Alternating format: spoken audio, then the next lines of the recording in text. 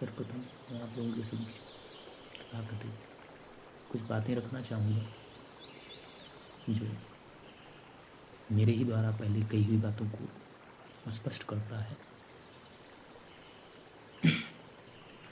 हमारे कर्म के मार्ग में, हमारे पुरुषार्थ के मार्ग में जब हम कोई बात नियोजित करते हैं तो उसमें मूल रूप से और भी बाधाएं आती हैं, जिसमें यदि ध्यान न रखा जाए, थोड़ी सी चूक, थोड़ा सा कटान और एक नई दिशा में मेरी ऊर्जा का बहाव, तो इसमें 3 बातें आप नियोजित करके रखें। ये 3, मैं नहीं कहता कि व्यापक स्तर पर ये बाधाएं आती हैं, कुछ लोगों के जीवन में नहीं आती हैं, लेकिन हो सकता है कुछ लोगों के जीवन में सारी चीजें आती हैं। और इस बात को मैं थोड़ा कथानक के माध्यम से कहना चाहूंगा कि पहली बाधा जो है वो अभिरुचि की बाधा है, मन की बाधा है। तो जैसे कि पहले सूत्र पे ही मैं उसी बात को स्पष्ट फिर से करूं कि मन से लड़ाई कदापि ना लड़े। आपसे कुछ घट गया तो उसके लिए बैठ के पछताना मूर्खता है। मैंने क्यों किया, मैंने जो करना था उसे क्यों नहीं किया, इसके बारे में विचार करें, वो ज़्यादा उत्तम होगा। मैंने ये क्यों कर डाला, इसके विषय में पछताने से बेहतर है मैंने वो क्यों नहीं किया जो मुझे करना चाहिए था, इसके विषय में पछताएं।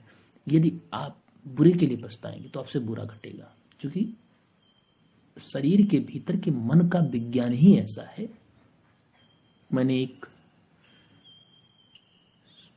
गद्यात्मक पद्य से कह लीजिए कि है गद्य के रूप में, लेकिन एक पद्य हमारे भीतर से उद्घाटित हुआ था इसी पीड़ा को लेकर कि अपने विपरीत मन से लड़कर उसके लिए गलत रसायन मत छोड़ो, उसे अपने मार्ग पर जाने दो, अपना कर्म करते रहो, एक दिन तुम्हारे लिए फूलों की खबर लाएंगे। तुम अपने जीवन में कोई बात निर्धारित करो तो वो जो विपरीत मन है, विरोधी मन है, उससे लड़ने से बेहतर है जो तुम जहां जाना चाहते थे उसके बारे में पछताओ, चाहे उसके बारे में चिंतन करो, चाहे उस कर्म को करो। ये तीनों बात आपको उस मन के साथ लाकर खड़ा करती है जो आप करना चाहते थे। लेकिन वो जो बात थी कि आपने वैसा क्यों किया और उस जगह जाकर आप अपना सिर पीट रहे हैं, तो आपको ले जाकर आपका मन कहाँ खड़ा कर रहा है जो आपको नहीं करना था, आपने कर दिया।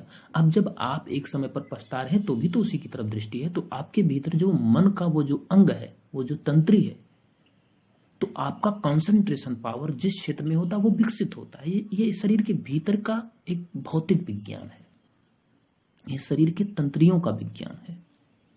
तो आप उस तंत्री को और विकसित कर रहे हैं, चाहे उसे निगेटिविटी में चाहे पॉजिटिविटी में, एक समय, और दोनों अवस्थाओं में आप गहनता में होते हैं। जैसे अभी आप सेक्सुअल एक्टिविटीज को ले लें, जो हमारे शरीर में बहुत बड़े रोग की भांति बैठा है, जिसे मैं रोग कहूंगा जो कि आपके अनुसार चालित नहीं होता। आप नहीं चाहते हो, बाद में पछताते हैं, तो रोग ही हुआ ना।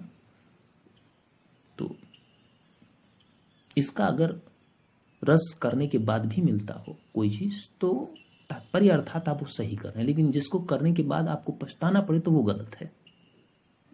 करने के पहले उसमें तो आकर्षण होता ही है, लेकिन कर देने के बाद आपको लगता है कि समय निरर्थक गया और आपको अपना माथा पीटना पड़ रहा है, तो गलत है। जैसे मैं सेक्सुअल एक्टिविटीज को बुरा नहीं कहता, ये प्रकृत सेक्सुअल एक्टिविटीज से, जैसे हमारे जीवन में पुरुषार्थ के 4 क्षेत्र बताए गए हैं, जो आध्यात्मिकता का क्षेत्र है, धर्म, अर्थ, काम और मोक्ष। तो जो धर्म का क्षेत्र है वो तो पुरुषार्थ का मौलिक आधार है। एक अर्थ है, अर्थात यदि आप एक रोटी खाते हैं तो आपका दायित्व बन जाता है कि उसके बदले में 2 रोटी की उत्पत्ति कीजिए। ये धर्म आपका अर्थ है। फिर तीसरा आता है काम। धर्म को पहले समझ लें। धर्म का मतलब एक वृक्ष का धर्म है ऑक्सीजन देना, विभिन्न चीजों के विषय में उसे जोड़ा गया कि वो क्या करे, जमीन से रस लेना, ऑक्सीजन देना और फल देना, छाया देना, बहुत सारी चीजें उसके साथ संयुक्त होती है, वो उसका धर्म है। ऐसे ही मनुष्य में 4 प्रकार के धर्म बनाए गए हैं कि वैश्य का अपना धर्म है, वो व्यापार का धर्म निभाएगा, और शूद्र का यानी कि एक तरीके से प्रयासरत जो शारीरिक श्रम करते हैं, श्रमजीवियों का अलग धर्म है, बुद्धिजीवियों का अलग धर्म है, और लोगों की रक्षा करने को क्षत्रिय धर्म कहते हैं। वो लोगों का की रक्षा करते हैं। जैसे किसान होना, खेती करना एक शूद्र धर्म है, वो निचला धर्म है। शारीरिक श्रम करके इस सृष्टि को संचालित करना ये निचला धर्म है। दूसरा स्तर आता है वैश्य धर्म, जो एक तरीके से दोनों के बीच में मध्यस्थता निभाता है, जो श्रमिक से के दिए किए हुए योगदान का सुंदरीकरण करता है और उसको लाभ देता है, और साथ में अपने ऊपर वालों को भी वो चीजें आवंटित करता है। ये उसका दायित्व है। तो वो दोनों की व्यवस्था को बनाए रखता है, आय व्यय की व्यवस्था बनाए रखता है, और समाज को संचालित करने का, बाजारीकरण करने का एक कार्य करता है। ये एक व्यापारिक माध्यम हो गया। ये बाजार को नियंत्रित करता है, हमारे जीवन की व्यवस्थाओं को नियंत्रित करता है, चाहे वो आर्थिकी हो, चाहे भौतिकी आवश्यकताएं हो। ये दोनों आवश्यकताओं की आपूर्ति करता है। तीसरा धर्म है क्षत्रिय धर्म, जो चीजों को संचालित करने के बाद उसका अनुपालन करती कि वो चीजें सुरक्षित रहें। तो उसके लिए क्षत्रिय धर्म बना कि उसकी रक्षा करना, उसको नियंत्रित करना, प्रशासित करना, अनुशासित करना, ये क्षत्रिय धर्म है। और चौथा धर्म जो है, तो वो धर्म है ज्ञान का धर्म, कि हमारे जीवन में ये 3 तो मूलभूत इकाइयां हैं, लेकिन तीनों का अर्थ सिर्फ विकास की तरफ होना चाहिए। विकास का क्षेत्र कौन हमारे लिए नियोजित करेगा? वो ज्ञान, जिज्ञासा का क्षेत्र है, ज्ञान का क्षेत्र है। जो भौतिकी का विकास है या आध्यात्मिक विकास है, इन दोनों विविध आयामों में प्रयासरत होकर कार्य करता है। ये पहला हो गया पुरुषार्थ। पुरुषार्थ का पहला अर्थ यानी धर्म। फिर उसके बाद में आता है अर्थ। अर्थ का तात्पर्य है कि जितना हम प्रकृति से लें उससे अधिक उसे देने का प्रयास करें, जिससे कि हमारे पीछे आने वाली पीढ़ियां अकाल का दंश न झेले। उनके लिए ये समस्या ना हो कि हम शोषक बन के समाज में थे, हमने सिर्फ इस पृथ्वी का, इस संसार का, इस सृष्टि का, इस सृजन का शोषण किया और चले गए। तो ये दूसरा हो जाता है अर्थ। तीसरा है काम। काम का अर्थात है कि एक प्रकृति भी तो काम, एक भंवरा, एक पेड़ निरंतर प्रजनन करता है, ये उसका काम है। काम अर्थात प्रजनन की शक्ति, सृजन की शक्ति, सृजन की व्यवस्था, ये काम है। और अगला जो हमारा पुरुषार्थ का है वो मोक्ष का है, कि जब ये 3 आधार हमारे जीवन से हो जाते हैं, नियोजित हो जाते हैं, तो उसके बीच में मध्यस्थता आती है। और मोक्ष का आध्यात्मिक मार्ग है जो बहुत गहरे अर्थों में जाता है, उसे मैं थोड़ा स्पष्ट नहीं करना चाहूंगा, क्योंकि मेरा उद्देश्य सिर्फ पुरुषार्थ है जो मनुष्य के जीवन की पहली कड़ी है, इसे ही मैं कहना चाहूंगा। तो इसमें यदि हम नियोजित करते हैं कोई चीज, तो उसे अपने अभिरुचि पे ना करें। यदि हम मन के आधार पर चलते हैं तो मन जब विपरीत है तब भी हम उसके साथ खड़े हैं, और मन जब साथ में है तब भी हम उसके साथ खड़े हैं। और दोनों अवस्थाओं में मन के साथ हम इस तरीके से खड़े होते हैं क्योंकि उसमें गहनतम मेरा चिंतन होता है। एकाग्रता की जो शक्ति है हमारे भीतर, हमारी कर्मेंद्रियां, ज्ञानेंद्रियां एक जगह पे नियोजित हो जाती हैं, वो केंद्र हमारा ज्यादा विकसित हो जाता है। जैसे एक मोटे स्तर से लें, हम जैसे पहले कह रहे थे कि सेक्सुअल एक्टिविटीज हमारे बॉडी में है, तो यदि उसको करने के बाद आप पछता रहे हैं, अर्थात आप उससे मिल रहे हैं जो कि शरीर की जननेंद्रिय का एक स्वाद लेना है आपको, और इसके लिए किसी भी पात्र से मिल रहे हैं, द्योतक से मिल रहे हैं, लेकिन उससे आपके हृदय की संवेदनाएं नहीं जुड़ी हैं, सिर्फ लैंगिक संवेदनाओं के आधार पर आप उससे मिलते हैं, तो ये गलत मार्ग है जीना। वहां पर एक तरीके से इसीलिए कहते हैं, जब न दिल ही हो सीने में, गालिब की बात याद आती है हमको, जब दिल ही ना हो सीने में तो मुंह में ज़बां क्यों हो। जब बात आपके हृदय में नहीं है तो फिर आप वो चीजें करना गलत है। एक लैंगिक सुख लेना गलत है, ये जननेंद्रिय का सुख लेना गलत है। उससे शरीर की ऊर्जा क्षय होती है। लेकिन यदि वही व्यक्ति करने के बाद पछताने वाली व्यवस्था यदि नहीं होती है, तात्पर्य अर्थात आपकी ऊर्जा क्षय नहीं होगी। यदि वही जननेंद्रिय का सुख प्रेम से घटे, और प्रेम से कैसे घटे, ये एक व्यवस्था होती है जिसमें घटना क्यों होती है ये स्वयं वो दोनों प्रेमी नहीं जानते हैं। जैसे एक प्रेमी प्रेयसी एक दूसरे के साथ संयुक्त होते हैं, और संयुक्त होने के दौरान, उनके समागम के दौरान उनका कोई नियोजन नहीं होता, लेकिन वो घटना घटती है स्वयं। वो घटाने के लिए नहीं जाते। उनके मन में विषय वासना या काम की गंध नहीं होती, प्रेम का सुवास होता है। और प्रेम के सुवास के दौरान किया गया संभोग विषय वासना नहीं कही जाती, वो संभोग है। संभोग अलग है और लैंगिक विषय वासना अलग है। जैसे प्रेम और मोह के भेद को आदमी नहीं समझ रहा। वो समझता है किसी चीज में हमारा आकर्षण होना उससे प्रेम होना है, किसी लड़की से। तो यदि आप अकारण किसी से प्रेम करते हैं तो वो प्रेम है। लेकिन जब आपका कारण नियोजित हो कि इस वजह से मैं इससे प्रेम करता हूं, तो वहां कारण नियोजित हो गया, वो मोह है। और मोह के भी अपनी समस्या है, क्योंकि वो प्रेम के वस्त्रों में ढकी होती है। सहजता से इस प्रेम का भी एक व्यापार होता है। तो इसी बात को मैं थोड़ा स्पष्ट करना चाहूंगा कि अपने जीवन में मन की व्यवस्था को थोड़ा समझे। मन का भी एक अपना विज्ञान है। यदि मन की व्यवस्था को आप नहीं समझेंगे तो जीवन आपका परिवर्तित नहीं हो सकता। ये किसी भी मोटिवेशन स्पीकर के पास जाओ तो वो 1000 तरीके बताता है। अरे जब बीमारी एक है तो उसके 1000 तरीके का मतलब समझते हैं आप जब उसके पास जाएंगे तो कुछ देर के लिए आपके शरीर में एक स्पंदन पैदा करेगा। जैसे एक संगीत आप सुनते हैं, और संगीत सुनते वक्त आपका उसका रस मिलता है। पोर्नोग्राफी हमारे समाज में एक व्यापक स्तर से चल रही चीज़ है। अगर हम पोर्नोग्राफी में जाते हैं, उसके वीडियोस को देखते हैं, तो कुछ देर के लिए काम पिपासा हमारे भीतर जागृत होती है। अब यदि हम 24 घंटे पिपासु रहना चाहें, उसके लिए क्या करेंगे हम? या अगर हम कुछ देर बाद आए तो उसका स्पंदन तो खत्म हो गया। संगीत का स्पंदन कुछ देर के लिए हम संगीत सुने और संगीत की बात चले आए सुन के, उसका स्पंदन खत्म हो गया। उस क्षण के बाद फिर विभिन्न कार्यों में नियोजित हो गए। ये समस्या, मन की समस्या भी यही है कि यदि हम कहीं सुन लेते हैं, अब ये समझ लो विपरीत मन है तब जब ये हाल है।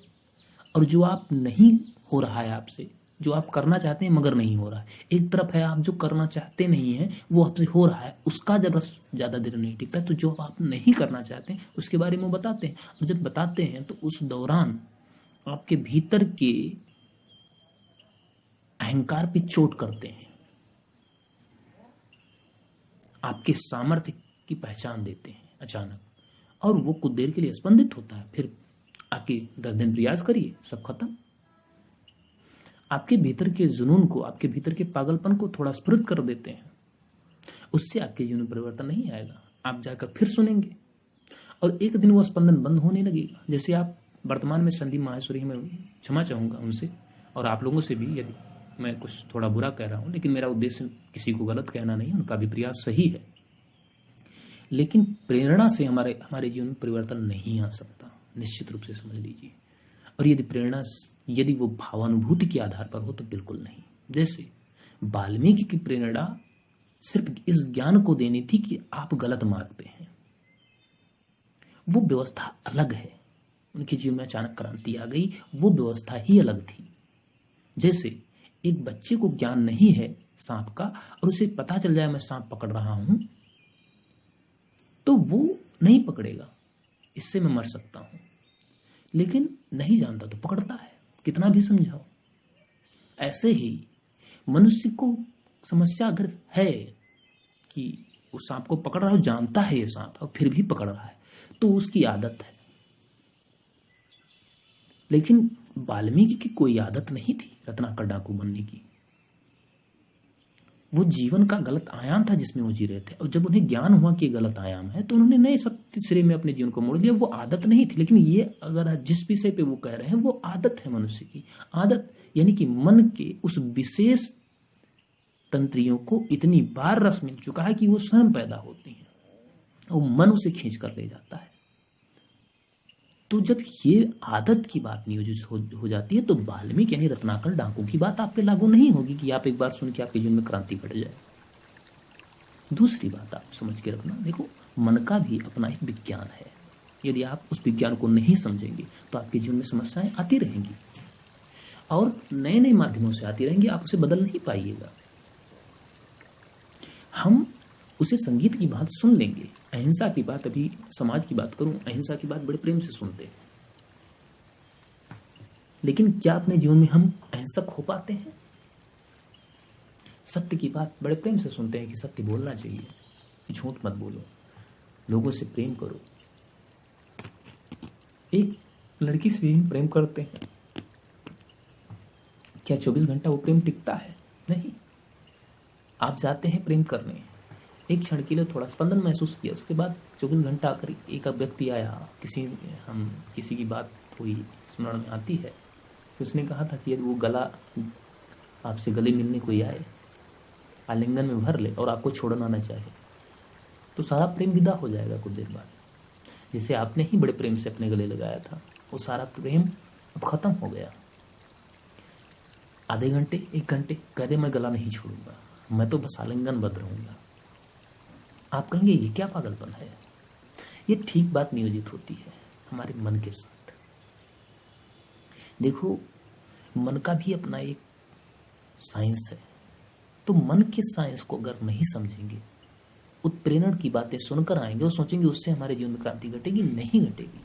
आप फिर जाकर सुनेंगे, थोड़ा कम स्पंदन होगा, आप दोबारा सुनेंगे, फिर और कम स्पंदन होगा, और एक दिन ऐसी अवस्था आएगी कि वो जो कह रहे हैं मोटिवेशन स्पीकर,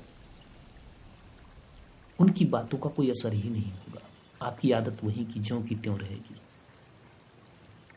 इस विषय पे मैंने गहरे में अध्ययन किया, और जिस दौरान मैं इस बुराई में था, उस दौरान इस बुराई से, इस पतन से, इस असफलता से मैं ईश्वर से ये भी कहता था कि मुझे तब तक मत निकालो जब तक इसका सही मार्ग जो व्यापक स्तर पर लागू हो वो न ढूंढ दो। जबरदस्ती मुझे ऊपर नहीं आना। क्या कमी है उस बात को, उस बुराई को फिर से जीता था, फिर से असफल होता था और फिर उसे जानने का प्रयास करता था कि आखिर ये सब क्यों हो रहा है मेरे साथ। तो जैसा कि मैंने अपने मन के गहरे अर्थों में देखा, और मैं अपनी विशेषता नहीं कहता, ये बात कही गई है पहले भी। आप भगवत गीता उठाइए, श्रीमद् भगवत गीता में भी श्री कृष्ण ने कहा है कि इंद्रियों का दमन मत करें, अपने मन को वहां खींच कर लाएं जहां आप जाना चाहते हैं। यही बात उन्होंने कही, लेकिन इस बात को मैं तब नहीं समझ पाया था। लेकिन जब 1000 बार असफल हुआ और जब मैंने स्वयं से इस बात को महसूस किया, तो निश्चित रूप से ये बात ही हमारे जीवन में क्रांति ला पाई। तो मैं भी ये कहता हूं कि आप अपने जीवन में क्रांति लाना चाहते हैं तो निश्चित रूप से यही एक मार्ग हो जाता है। दूसरा, अब हम अपने जीवन में मन की व्यवस्था के से ऊपर उठकर समस्या की बात करेंगे कि आखिर फिर समस्या कहाँ है। समस्या ये है कि यदि आप नियोजित करते हैं कोई मार्ग और आप उस मार्ग में चल रहे हैं, तो कर्म करते हुए भी एक समस्या पैदा होती है। मन बड़ा चालाक है। अब इसकी चालाकी जरा समझना, ये कैसे क्या करता है। यदि आप कर्म कर रहे हैं तो जैसे एक विद्यार्थी, कथानक के माध्यम से लेना, एक विद्यार्थी है और वो अध्ययन करता है। अब उसने नियोजित किया कि मैं सुबह से इतने बजे से इतने बजे तक ये पढ़ूंगा, सुबह के बाद मैं ये करूंगा, उसके बाद ये करूंगा, उसके बाद ये करूंगा। अब वो करते करते उसे क्या हुआ कि उसका मन किया नहीं, इतने बजे नहीं ये करता हूँ, इतने बजे ये करता हूँ। अब वो क्या करेगा कि वो बदलेगा, क्योंकि मन उसका कर रहा है दूसरा करने को। इसलिए नहीं कि वो आवश्यक है उसके लिए। जैसे एक मोटे स्तर से लें, यदि आप सुबह दौड़ना चाहते हैं तो उसमें परिवर्तन कर सकते हैं कि आपके लिए अच्छा क्या है। पंजे के बल पे दौड़ना, पूरे पैर पे दौड़ना, तेज दौड़ना, धीमे दौड़ना, ये अलग व्यवस्था, यानी कि क्या आपके लिए सही है। लेकिन मन के आधार पर बिल्कुल मत करिए। जैसे यदि आपका मन कर रहा है सुबह जितने बजे आपने नियोजित किया था जिस सब विषय को, और उस विषय को लेकर आप बैठ गए, वो अलग चीज है। लेकिन अगर आपने जो नियोजित किया उसमें मन दूसरा कर रहा है, उस दूसरी चीज को लेकर बैठ गए और दूसरे को पोस्टपोन कर दिया जिसे आप नहीं करना चाहते हैं, तो ये हुआ, फिर आप गलती कर रहे हैं कि मन के पीछे फिर आ रहे हैं। ये ध्यान दीजिए जरा। अभी क्या कर रहे थे आप? दृष्टा के भाव से मन को खींचकर, मैंने क्या कहा है, उस जगह लाना है जहां आपको जाना है। लेकिन आप फिर क्या करने लगे पुरुषार्थ के मार्ग में? गलती कि आप जो कर रहे हैं सोच तो रहे हैं कि ठीक है मैं कर रहा हूं, और मन का रस कैसे प्राप्त हो इसके लिए ढूंढ रहा हूं कि क्या कब पढ़ना चाहिए। तो ये मत करिए। आप एक समय नियोजित करिए, उसे करिए। यदि उसमें रस नहीं आ रहा है तो उसका तात्पर्य अर्थात आप जला हुआ भोजन कर रहे हैं, जैसा कि मैंने कहा था। ये भोजन सुस्वाद मालूम नहीं हो रहा है तो इंद्रियों का दोष नहीं है, आपके भोजन में कमी है। अर्थात आपको उसे सुस्वाद बनाने के लिए उसी में कुछ तलाशना होगा नए तरीके से। ये नहीं कि आप अपनी नियमावली ही बदल दीजिए। मन के पीछे नहीं चलना है, मन को अपने पीछे दौड़ाना है। इस गणित को जरा समझना। आप वो करें जो आप निर्धारित किए, जो आपके लिए ठीक और सही है। दूसरा, मन आपके पीछे आएगा। और अगली चीज ये है कि अपने जीवन का एक स्थान नियोजित करके रखिए, एक समय नियोजित करके रखिए कि जहां आप अपने बैजिक गुण को भी जीते हो, जो आपके बैजिक रूप में हो। ये उसको संबल मिलेगा। और यदि आप बैजिक क्षेत्र में ही प्रयास कर रहे हैं तो फिर बात ही नहीं है। लेकिन इस समस्या को ध्यान में रख के चलना है कि मुझे किसी नियोजित चीज को पोस्टपोन इस आधार पर नहीं करना कि चूंकि मन कर रहा है। नहीं, यदि आप ऐसा करेंगे तो उसका परिणाम जानते हैं क्या होगा कि आपने मन को क्या किया कि मन के हिसाब से आपने पोस्टपोन किया। अब जिसे आपने पोस्टपोन किया उसे आप उस समय भी नहीं करना चाहेंगे जिस समय उसे करना था। दूसरा, मन के साथ एक और घटना घटेगी कि मन आपको अपने हिसाब से अभी चला रहा है। इसका मतलब है कि बुद्धि जो है और दृष्टा जो है वो अभी भी गुलामी कर रहा है। और गुलामी के आधार पर जिस दिन मन आपका इतना मजबूत हुआ तो आपको फिर पुराने वाली समस्या में घसीट लेकर जाकर चला जाएगा जहां आप नहीं जाना चाहते थे। क्योंकि मन तो वही है ना, ये मत भूलना। मन को हमें सह ही नहीं देनी है, हमें सिर्फ सह देनी है अपनी दृष्टि को। मन अपने आप पीछे आता है, ये मत भूलना। और मन आता कैसे है पीछे? जो आप कार्य कर रहे हैं उसमें उसके पीछे जिज्ञासा जोड़ दीजिए। मैंने कहीं दीवार पे लिखा देखा था कि शिक्षा से बड़ा मनोरंजन कहीं नहीं है। शिक्षा के पीछे अगर जिज्ञासा नहीं है तो वो शिक्षा बोझ हो जाती है। पुरुषार्थ वो बोझ हो जाता है जिसके पीछे जिज्ञासा नहीं है। जैसे लता मंगेशकर जी की एक बात हमें समझ में आती है। उन्होंने एक बात कही थी कि दूसरे का कॉपी मत करो, दूसरे का नकल मत करो। तुम्हारा अपना पर्सनल क्या पॉइंट ऑफ व्यू है उसे विकसित करो। जीवन में इंसान का व्यक्तित्व विकसित तभी होता है जब वो जिज्ञासा की रस्सी पकड़कर चलता है। जिज्ञासा अर्थात जाने हुए को अनजाना बनाकर जानने का प्रयास करना। बात समझना। जैसे 2 दूनी 4 होता है, मान लिया, ये मानना हो गया, ये जानना नहीं है। 2 दूनी 4 क्यों होता है ये जानना है। जिज्ञासा इसे ही कहते हैं, जानने की इच्छा कि जो है वो क्यों है, और अगर वो ऐसा है तो फिर आगे कैसे हो सकता है। ये 3 माध्यम है जानने के। तो पहली बात तो ये कि आपको अपने भीतर प्रश्न खड़ा करना होगा। शुरू में अटपटा लगता है लेकिन बाद में अटपटा नहीं लगेगा। दूसरा, पहला ये कि मन के पीछे आपको अपनी चीजों को नियोजित नहीं करना है। अगर आपके लिए आवश्यक है, वो जरूरी है और उससे परिवर्तन आएगा, उससे अच्छे परिणाम मिलेंगे तो उसे नियोजित कीजिए, मन के लिए नहीं। क्योंकि आपका मन कर रहा है, आपके लिए उत्तम क्या है ये आवश्यक है। उसके लिए आप अपने समय सारणी में, अपने नियमावली में परिवर्तन कर सकते हैं, संशोधन कर सकते हैं, उसे स्थानांतरित कर सकते हैं। जैसे आप उस चीज को पढ़ाई कर रहे हैं, कुछ भी कर रहे हैं, उसको उस समय में नहीं कर पा रहे हैं और सोचते हैं इसी में सब समय चला जाता है और बाकी समय बचता नहीं है, तो मैं ऐसे कैसे करूं। तो वो एक व्यवस्था है, वो बौद्धिक व्यवस्था, वो मन के आधार पर आपने नहीं किया। तो मैं ये कहना चाहता हूं कि पहली चीज, मन के आधार पर अपने जीवन की व्यवस्था नियोजित नहीं करनी है, आपको कर्म के आधार पर मन नियोजित करना है। इसे ही कहते हैं कि मन को जीतना, मन को बस में करना। अर्जुन ने जैसा कहा था कि वायु को भी बस में करने से भी ज्यादा कठिन होता है। तो कृष्ण की बात को समझना कि मन को बस में करो ही मत। कौन कहता है आपको मन को पकड़ने? क्योंकि मन तो पकड़ में आने वाला नहीं। आप चूंकि दृष्टा है, अपने भीतर है, तो आपको खींचकर स्वयं को उस जगह ले जाना है जहां आप जाना चाहते हैं। तो आप जानते हैं आपका मन कहाँ करता है दवा खाने का, लेकिन आप दवा खाते हैं। तो मन के आधार पर चीज़ों को नहीं रखेंगे। दूसरी चीज़ है, हमारा जो दृष्टा है वो मजबूत कैसे हो, तो मैंने एक बात बताई थी कि निश्चिंत होकर मत रहो, घोड़े बेचकर सो मत। निश्चिंत ही इसका मतलब एक पागलपन, एक जुनून रखो। निश्चिंत होकर मत बैठ जाओ कि नहीं अब ये तो हो जाएगा मुझसे, ये तो कर लूंगा। नहीं, कल का क्या भरोसा, कल कोई समस्या आ जाए जिससे आपका मन भटक जाए। तो कम से कम आज जो तुम्हारे पास है उस जगह तो पूरी तरीके से प्रयोग कर लो, उस समय को पूरी तरीके से प्रयोग कर लो। क्या पता कल चल के क्या समस्या पैदा हो जाए। जिस मार्ग पे, जिस जिज्ञासा के मार्ग पे आप चल रहे हैं उतने ही संपत्ति आपके पास बचे, क्योंकि जिज्ञासा के जो द्वारा ग्रहण की गई संपत्ति कभी विनष्ट नहीं होती है, तो आप जानते ही हैं। भौतिकता को छीना जा सकता है लेकिन आध्यात्मिकता को कोई नहीं छीन सकता। तो मैं ये सिर्फ कहना चाहता हूं कि संसार की व्यवस्थाओं में क्या पता कि आप के जीवन में क्या समस्या आ जाए और आप किस तरफ कब मुड़ जाएं। इसलिए जिस जगह आप हैं उसे पूरी तरीके से जीने का प्रयास कीजिए और इसका पागलपन रखिए। दूसरा, जो आपके लिए आवश्यक है, जो आपके लिए सबसे बड़ी समस्या पैदा करती है, हम कोई भी कार्य करते हैं और निरंतर करते जा रहे हैं यदि उसे, तो इसे समझना थोड़ा, ये थोड़ा गहरे अर्थों में है। और जो आपने नियोजित किया है उससे जब तक पूरा ना हो उसमें कोई किसी भी प्रकार का ब्रेक थ्रू मत दें, किसी भी प्रकार का रुकाव मत, कोई ठहराव अपने भीतर मत रखें। उसे निरंतर रूप तक तब तक करते हैं जब तक आपने उसे नियोजित किया है, जिस समय तक उसे करने का। इस बात में यदि आप फिर अभिरुचि पैदा करेंगे तो समस्या पैदा होगी।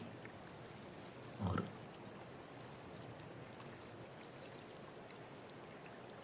इसी तरीके से ये समस्या आपको छोटी दिखती है, लेकिन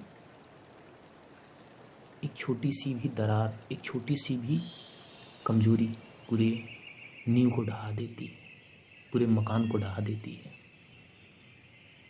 अपने जीवन की छोटी छोटी समस्याओं को ध्यान दें और पुरुषार्थ के मार्ग में आगे बढ़ें। ईश्वर आपका कल्याण करे। धन्यवाद।